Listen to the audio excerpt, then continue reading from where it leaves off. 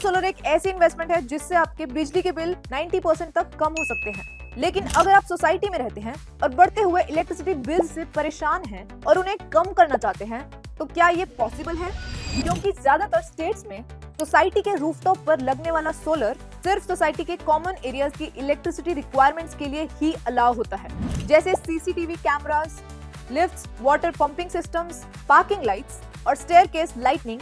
Individual flats की personal electricity requirement के लिए रूफटॉप सोलर डायरेक्टली लगाना अलाउड नहीं होता। तो अगर आप और आपके कुछ सोसाइटी के दोस्त इस बात से परेशान हैं और ये सोच रहे हैं कि सोसाइटी में रहते हुए भी सोलर का फायदा कैसे उठाया जा सकता है, तो इसका जवाब है हाँ, एक पॉलिसी है और उस पॉलिसी का नाम है virtual net metering. Virtual net metering के through group housing societies, residential colonies और मल्टी स्टोरी बिल्डिंग्स में रहने वाले लोग सोलर का बेनिफिट ले सकते हैं बिना अपनी खुद की छत पर सोलर लगाए।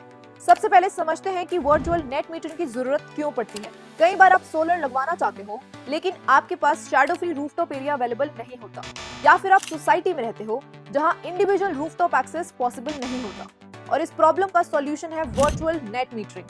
अब चलिए जानते हैं वर्चुअल नेट मीटरिंग काम कैसे करता है। मान लीजिए आप एक ग्रुप हाउसिंग सोसाइटी में रहते हो जिसमें 600 फ्लैट्स हैं, लेकिन उनमें से सिर्फ 25 फैमिलीज सोलर लगवाना चाहती हैं।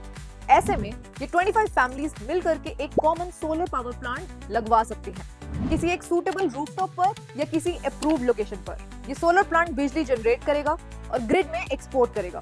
फिर डिस्कॉम के थ्रू वही सोलर बिजली वर्चुअली इन 25 फैमिलीज के इंडिविजुअल इलेक्ट्रिसिटी बिल्स में एडजस्ट हो जाएगी। इसका मतलब रूफटॉप सोलर सिस्टम कहीं और लगा होता है, लेकिन बेनिफिट आप अपने घर के बिल में ले पाते हो। अब बात करते हैं वर्चुअल नेट मीटरिंग के फायदों की। सबसे पहला फायदा ये है कि क्योंकि एक बड़ा सोलर सिस्टम इंस्टॉल होता है तो पर किलोवाट इंस्टॉलेशन कॉस्ट काफी कम हो जाती है। मेंटेनेंस का कॉस्ट भी सब लोगों में डिवाइड हो जाता है, जो ओवरऑल काफी इकोनॉमिकल पड़ता है। और सबसे बड़ी बात, बिना अपनी छत पर सोलर लगाए आप सोलर पावर का फायदा ले सकते हो, वो भी लीगली और ट्रांसपेरेंटली। अब समझते हैं वर्चुअल नेट मीटरिंग के कुछ इंपॉर्टेंट रूल्स। पहला रूल ये है कि वर्चुअल नेट मीटरिंग ग्रुप के सारे मेंबर्स एक ही डिस्कॉम के अंडर होने चाहिए।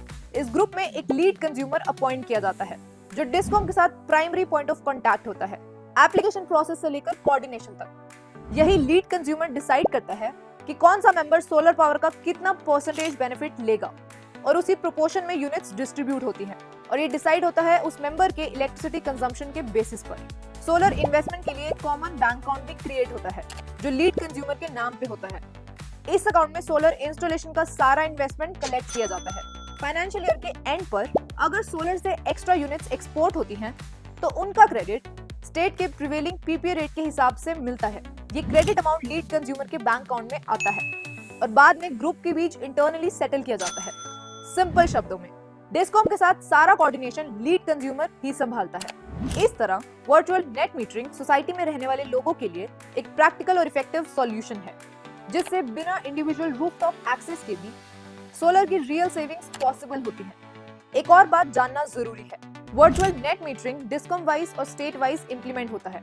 अभी कई स्टेट्स के इलेक्ट्रिसिटी रेगुलेशन कमीशन ने इसको ऑन पेपर एप्लीकेशन कर दिया है, लेकिन ऑन ग्राउंड इंप्लीमेंटेशन हमें सिर्फ दिल्ली और छत्तीसगढ़ के रायपुर सिटी में देखने को मिला है। महाराष्ट्र, केरला, मध्य प्रदेश, राजस्थान और उत्तराखंड की सोलर पॉलिसी में वर्चुअल नेट मीटरिंग अलाउड है, लेकिन आज भी कई डिस्कॉम एंड से क्लियर एसओपीज आनी बाकी है। तो ये था आज का video on virtual net metering. Video अच्छा लगा हो तो लाइक, शेयर और सब्सक्राइब जरूर करना। मिलते हैं अगले वीडियो में।